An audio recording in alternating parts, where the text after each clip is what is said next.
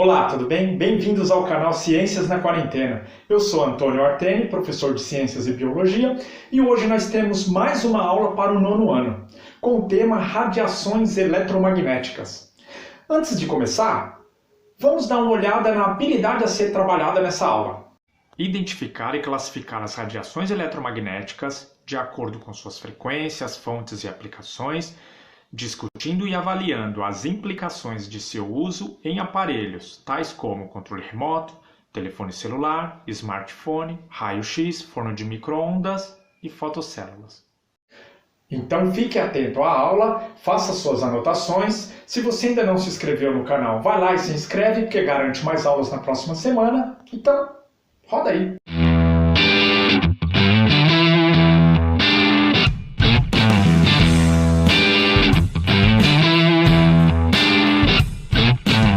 Radiações eletromagnéticas. Ela está presente o tempo todo em nossas vidas, como nós vamos à praia, quando estudamos, nos divertimos e até com algum problema de saúde que nós temos. Vamos olhar um pouquinho. Então, radiações eletromagnéticas, elas são compostas por campos elétricos mais campos magnéticos.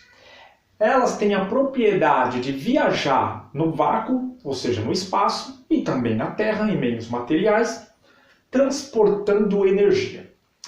Então, qual é a quantidade de energia que essa radiação consegue transportar?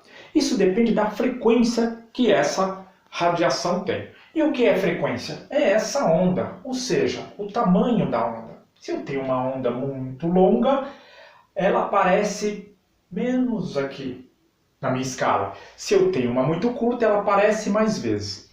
Então, se eu tenho ondas longas, ela aparece menos, a radiação tem uma frequência menor. Se ela aparece mais vezes, a onda aqui, olha, essa onda é mais curta, a radiação tem uma frequência maior. Tá? E a quantidade de energia que ela transporta. Radiações não ionizantes são as que não causam danos à saúde, e nós temos as radiações ionizantes, onde o transporte de energia é bem maior por conta dessa frequência que é maior. E ela já causa danos à saúde. Consegue atravessar alguns materiais. Vamos para as mais simples. Então nós temos as ondas de TV, por exemplo, que nós recebemos nas nossas casas. Essa onda, por ela ser uma frequência menor, carrega menos energia, ela não tem a propriedade de atravessar alguns materiais, as paredes, por exemplo. Por isso nossas antenas ficam fora de casa. E aí a antena recebe essa radiação com as informações, o programa que tem entre áudio e vídeo, as imagens e o som, e é transmitido pelo cabo até a nossa TV. Nós temos a do computador, funciona o mesmo princípio. As ondas são mais curtas, as ondas têm uma frequência menor. Nós temos as ondas de rádio com a frequência menor, propriedade de atravessar alguns materiais, não tem.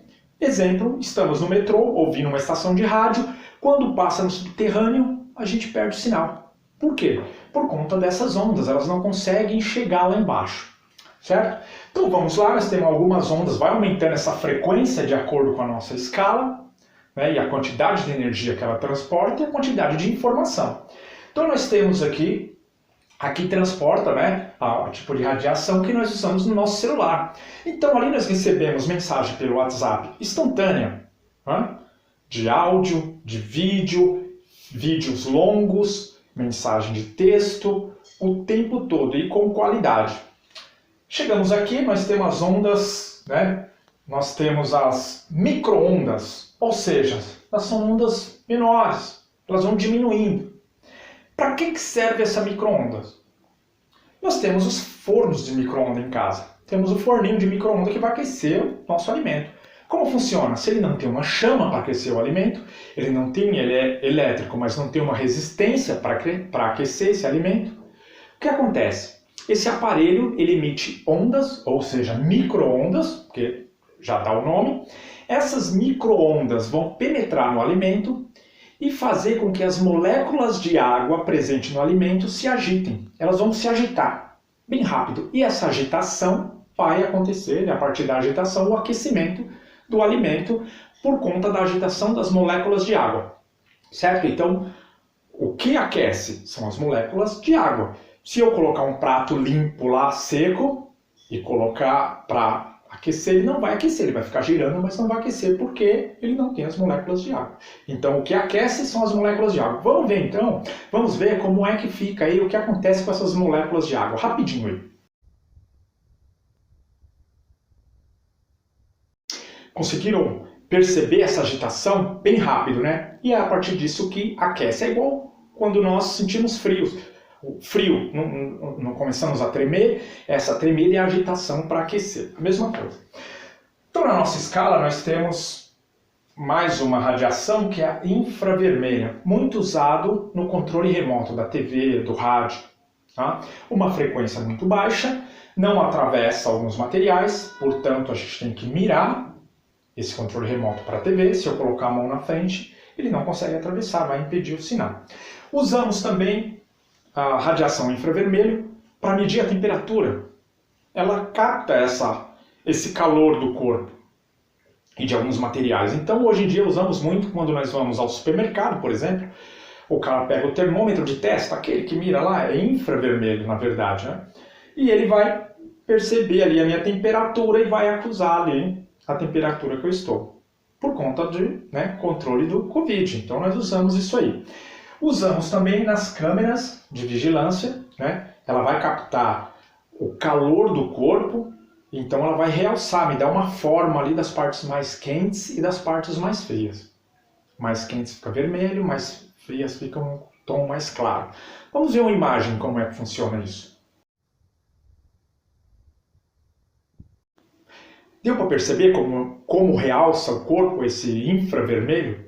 Infravermelho por quê? Nós temos aqui a luz visível, a luz do sol, a luz branca, claro, ela emite uma radiação, ela viaja pelo espaço, né? Ela não tem, no vácuo, ela traz essa energia até a gente aqui.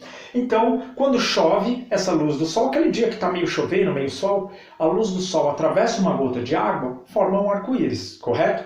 Ela separa essa cor branca, ela é formada por essas cores aqui. Então, eu tenho a vermelha, a amarela, os tons de verde, ciano, azul, até o roxo. Abaixo dela, da vermelha, eu tenho as ondas, né, ou as radiações infravermelho. Depois dela, eu tenho as ultravioleta. Então, depois da violeta, antes. Então, essa energia, essa radiação que vem do Sol, ela já traz uma radiação que pode causar um dano, né, aos seres vivos, aos seres humanos, por exemplo, porque nós não temos a proteção é muito pouca, nós temos melanina. Então, olha lá, eu tenho a luz ultravioleta, ela atravessa todo o espaço, trazendo essa energia. Chegando aqui, ela já tem uma propriedade, por conta dessa frequência que é maior, radiação iônica, ela já causa um dano à saúde. Então, olha essa imagem aqui, o que pode acontecer com a pele e a energia vindo lá do Sol. No nosso planeta, nós temos a camada de ozônio, que é um filtro natural.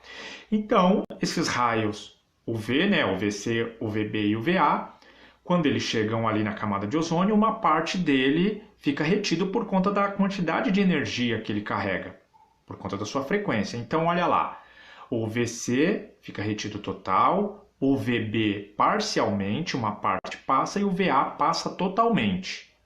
Chegando na pele, olha lá, o VB na epiderme, a parte mais exposta ali da nossa pele, onde acontece a vermelhidão, ele atinge ali, e o VA já vai mais profundo, né? Atinge a derme, podendo causar uma lesão a nível celular e um câncer de pele. Essa radiação eletromagnética está presente até na praia quando nós vamos lá. E por isso que nós usamos protetor solar, para proteger dessa radiação, para que ela não penetre. Então eu tenho bloqueador solar que bloqueia essa radiação, ele reflete e manda de volta, e eu tenho um protetor que ele absorve e transforma essa energia em luz, né, visível, que ela não é nociva à saúde. Sem fator de proteção, pode causar lesão, pode causar câncer de pele. Tá? Com a nossa frequência aqui mais alta, eu já tenho alguns tipos de radiação que já vão mais profundo. Um raio-x. Muito usado em diagnóstico de imagem, de uma fratura, por exemplo.